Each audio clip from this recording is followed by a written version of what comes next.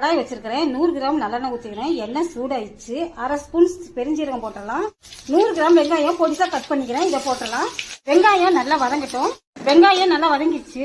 100 gram தக்காளி, பழுத்த தக்காளி பொடிசா கட் பண்ணிக்கிறேன். அதை போட்டுடலாம். 1 ஸ்பூன் கல் உப்பு, தக்காளி இதுல வதங்கிடும். 1 ஸ்பூன் இஞ்சி பூண்டு விழுது போட்டுடலாம். இப்போ இஞ்சி பூண்டு விழுது 1 நிமிஷம் மட்டும் வதங்கட்டும். 2 ஸ்பூன் மிளகாத்தூள், 1/2 ஸ்பூன் மஞ்சத்தூள். உப்பு ஏற்கனவே போட்டதுனால பத்தலைன்னா பார்த்துக்கிட்டு போட்டுக்கலாம். மிளகாத்தூள், இஞ்சி பூண்டு விழுது எல்லாம் பச்சை வாசனை போயிடுச்சு. இந்த டைம்ல 1 கிலோ எறா கிளீன் பண்ணி மஞ்சத்தூள் போட்டு கழுவி வச்சுக்கிறேன். இதை போட்டலாம். தண்ணி எதுவும் ஊற்ற தேவையில்லை. இறாலே தண்ணி வரும். இப்போ நல்லா மிக்ஸ் பண்ணி விட்டுக்கலாம். தண்ணியே ஊற்றல. இறால உள்ள தண்ணியை பாருங்க, எவ்வளவு தண்ணி இருக்குது பாருங்க. இந்த டைம்ல உப்பு வரப்பெல்லாம் கரெக்டா இருக்குதான்னு செக் பண்ணிக்கோங்க. எனக்கு கரெக்டா இருக்குது. போட்டு மூடி வச்சிடலாம். 5 நிமிஷம் கழிச்சு பார்க்கலாம்.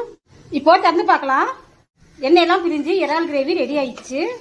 கொஞ்சம் கொத்தமல்லி போட்டுடலாம். இப்போ ஒரு கிண்ணத்துக்கு மாற்றிக்கலாம். இறால் கிரேவி ரெடி ஆயிடுச்சு. சாம்பார் சாதம், தயிர் சாதம், ரசத்துக்கு சூப்பராக இருக்கும்.